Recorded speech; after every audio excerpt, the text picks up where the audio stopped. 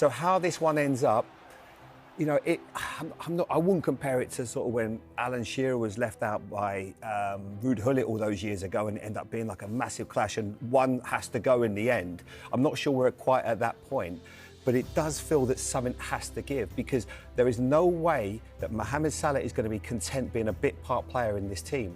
Whether it's in January or whether it's in the summer, if he finds the right clubs, I think he deserves that right to maybe move on if things aren't going to go his way. But I can only see that outcome. I don't see really now that maybe once that trust is broken, especially with someone like Mo, who Daniel would know a lot better than me as a human being, I just feel like he needs that confidence and love from a manager. We all talk about how mentally strong he is, but that feels like it's going to come to a head at some point, Daniel. Do you think he could leave the club in January? I'd like to think not. But you never know in football. I'd like to think not. I think he's a player that, has he been performing to the level? We talk about stats, we talk about numbers, and that's what Mo's known for. Has he delivered those this season? No, he hasn't. But nobody else has either. But you also know how much self-belief this guy has. Yes. And he will be hurting, won't he, right now? Every player that is driven by, you know, goals, assists, and those are individual things, and I'm not suggesting Mo's an individual player, but he wants to be the reason why the team wins. Attackers, typically, are driven that way. It's unique when you have a striker or a winger who doesn't want to be the reason. My job is to score, my job is to assist. That is my job. I want to do that. Mo's delivered that since he's joined the football club. This is the first season where we can question him and go, oh, well, he's not doing this. But I'm not quite sure that Mohamed Salah is the reason why Liverpool aren't. Last season, he was the reason why the team won the league. And now we're quick to question, because we've got Wirtz coming, we've got Isak coming, guys who are young players, top class players, gonna potentially be world class. The pair of them, there's no debate in that. I truly believe Ekitike, all the attackers that have Gakpo, this and that. But a man of Mohamed Salah's quality, like, it hurts me to see. I can tell that, you know, he's not happy, and you wouldn't be because you're used to being the main man. There comes a time in every player's career where managers, owners, and the player have decisions to make. I don't think this is the stage we're at with Mohamed Salah personally. I think the club can turn it around in terms of performances, and I think Mohamed Salah can turn it around in terms of performances. But what I don't want to see is this notion that we're almost pushing Mohamed Salah away because what he scored, he's the top scorer for the team. Yes, we could say there's a couple of penalties in there and whatever, but nobody's delivering top-level performances for Liverpool this season. If we actually ask those players right now, which one of you believe you've been at the level that you've set yourself and the standards you've set yourself for all these years? I'm not sure one of them can go. Maybe only Soboslai, probably. I don't think there's any. Yes. But I'm with you. I think apart from that, Daniel, there's not one play. You could make a case for every player being left out on that side right now. The levels have dropped so significantly, haven't they? Yeah, the levels have dropped. Look, I truly believe they can come back, though. I'm not suggesting that they can't come back. On Salah, would you be starting him on Saturday at Leeds? But then, again, I'm not the manager. I can't decide what I believe he would do. I'm saying if you're going to change the formation and play a slightly different form, I would go all the way with it. And I would say, OK, well, let's have a look at Ekitike and Isak up top and see whether that's the answer. If you're going to leave Salah out again, then I will try something different and have Wirtz in a number 10 behind them and see if that can open a few doors. We know what Salah can do. Yes, has he been good this season? He hasn't been at his level. Mo knows that. But Mo also knows I'm a top player and I'm prepared to work my socks off to get back to the level that I've been playing at for all these One thing years. for sure, it didn't work today playing Soboslai and Gomez at right back and right midfield. But it might be one where you go to Leeds and be more difficult to beat, if that's what he wants to set his team up. But if you're going there to try and win and you're thinking we need a goal from somewhere and playing in a Liverpool style and making sure that you're on the front foot, then Salah has to start. Arne, has there been a little bit more belief and confidence instilled in the team since the win at the weekend? No, it's not the first time we've won this season, as you probably know. But it was important for us to start winning again, because if you lose a few times in a row, then the first and most important thing is start winning again and not the performance. And that's what we did. But now we are facing a very strong Sunderland team again. So yes, it helped us, I think, to have more confidence as we had maybe before we went into the West Ham game. But Sunderland is also a very strong opponent to face. Sunderland, so many people have spoken about this season as well. So many people have been impressed by what they've done so far this season. Yeah, they brought many players in during the summer, so it's not always easy to immediately be as good as they are. But they've been outstanding. I saw after we played, I saw Chelsea playing Arsenal. Very, very good game, very high standards. And Sunderland was able to beat Chelsea at Stamford Bridge, and were able to have a draw against Arsenal. So that probably tells you how good they are doing this season. I just wonder, the challenge, being back at Anfield, not so much for you, but for Sunderland coming to Anfield, and the reaction after, when you say it wasn't so much the performance that was important, the win at the weekend, the reaction of the supporters and what it's going to be like. In the start of the game, the fans were so helpful for us in West Ham, and that's what they're going to be when we're at Anfield. But we have to show up as a team as well, and because that's what's also needed. Apart from the help we get from the start, the better we start the game, the more support we will probably get. But I've noticed recently that the tougher situation we are in, the more support we get from our fans. What was the dressing room like after the win at West Ham? Immediately afterwards? Not buzzing. I think we were happy, but we also understood that we haven't performed to the standards we should, especially not in terms of results.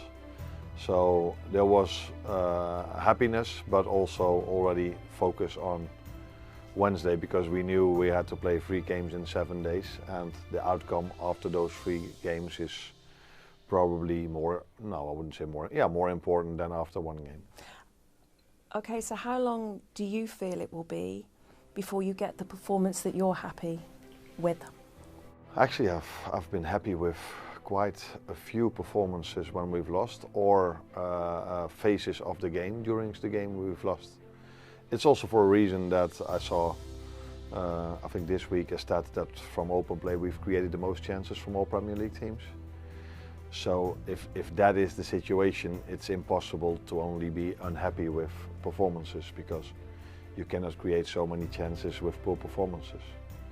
It's been clear and obvious where our biggest issue have been in all the losses we've had, and that when I saw the game Chelsea-Arsenal, at a certain moment I saw also again a stat saying that Man United and I think Arsenal were on 10 goals in set pieces and Chelsea on 8, or one of them was different, and we've conceded 9.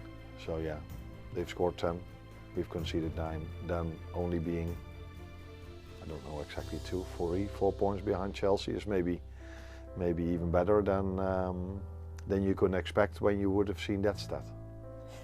And how about you? How are you? Because it's been intense, hasn't it? Opinion's been intense, punditry's been intense, media has been intense, journalists have been intense, and results have been intense. But the negativity of that intensity, yet you've managed to just stay level-headed, calm. Yeah. What we've seen since you've been at Liverpool. Yeah. Now that it's been intense, I know, but and that it will probably be negative, I expect, and that's completely normal after such a poor run of form. But it's not that every Monday evening or Sunday I'm watching television, see what everybody's saying about me. I'm so focused on improving the team. So I know no one will be positive at this time, except for our fans. Although maybe online they will be a bit different, but I can only feel the support I get throughout the game, and that has been till now very positive. So I don't know what people are saying, but I'm aware of the fact that it must be negative, because there will be no manager in the world but people are positive about if he loses so many games. I've seen it happening so many times with other managers, so it would be a surprise if it doesn't happen to me. But I don't know what people are exactly saying. I can only know what I think about our performances and what people around me think about our performance, what I want the players to know about our performances. And that's why it's maybe a bit easier to stay level-headed, because I don't know exactly what they're saying, that they are criticizing me. I'm not stupid.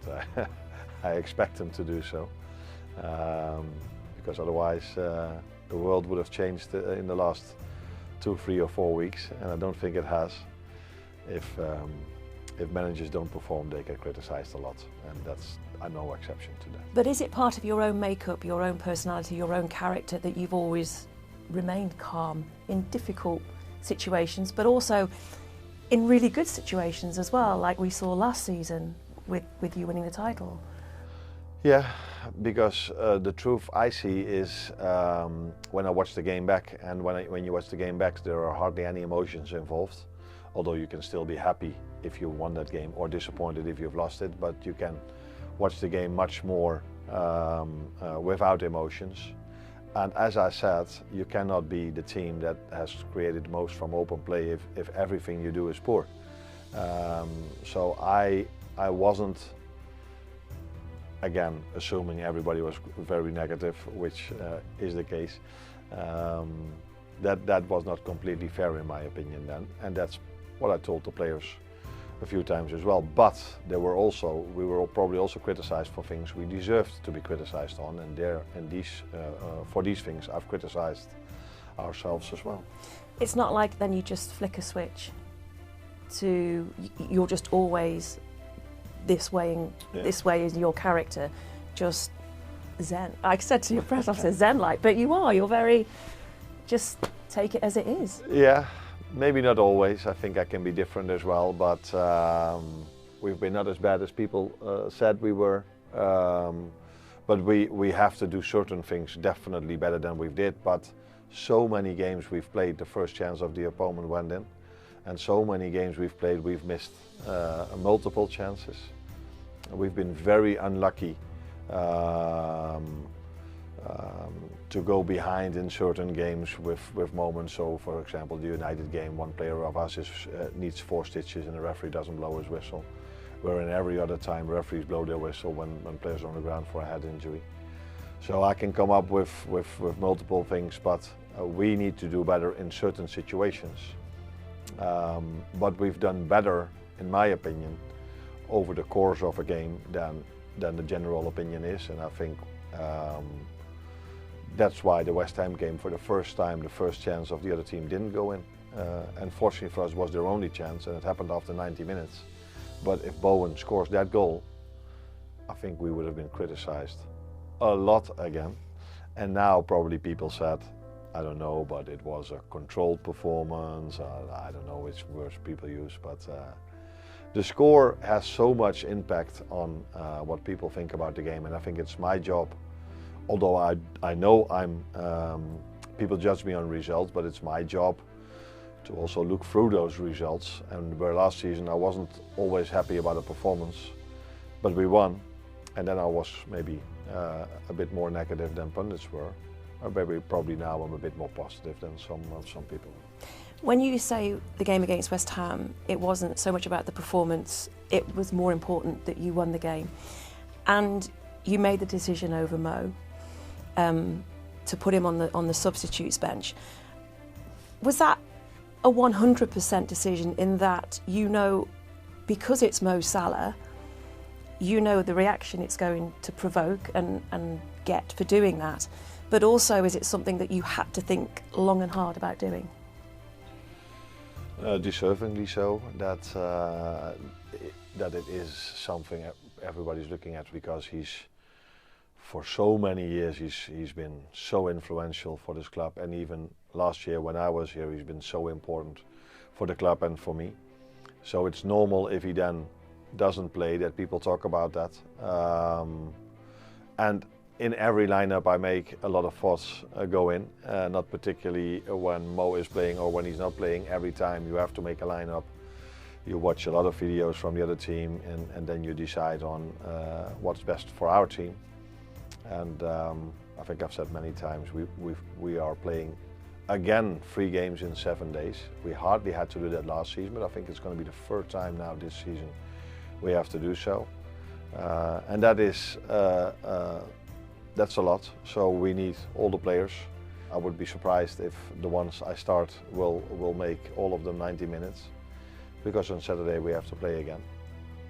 So yeah, it's as always a lot of thoughts go in, and not more or less when it's about Mo, or it's about Florian, or it's about Alex, or it's about all the other ones I get a lot of questions about. Are they difficult conversations or easy conversations because the player understands why you're doing?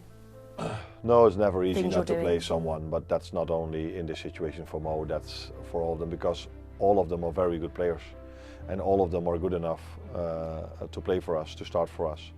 So that makes it really difficult not to play a few, but that is the reality of every Premier League team, of every Premier League manager. Maybe I'm one of the few that, when you look at the top clubs, that's a bit lucky, because I think I don't have as many as some other managers have. So when it comes to the squad, I don't have to make difficult decisions. It's always the same who are in. The last few weeks, there are always 2 academy players on the bench. But for the starting 11, it's always a difficult choice, because all of them have so much qualities, and it just depends on which quality you want to use for that game. And lastly, Joe Gomez, he's had to bide his time to get the opportunities, and he had that opportunity at the weekend at West Ham, and it looked like he'd never been away. Yeah. Would that be a fair assumption to make? That's a fair assumption to make, and that says all about him. I think he showed this skill.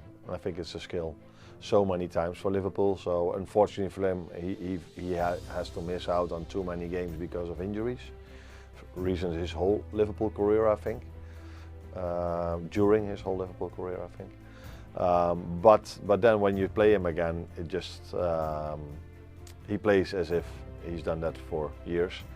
Which he's done, but mainly with interferences, because he missed out on games. Comes a bit with experience maybe as well. It was a good performance. It always helps to have a good individual performance if the team plays solid and decent. And I think that's what he did. He got a lot of help from Dominic Szoboszlai, who played in front of him. That made his job maybe a bit more easy as well. So yeah, good performance, and now very curious, because he's missed out on so many games, if he's able to start again. We'll find out. Yes. Thank you, good luck. You're welcome.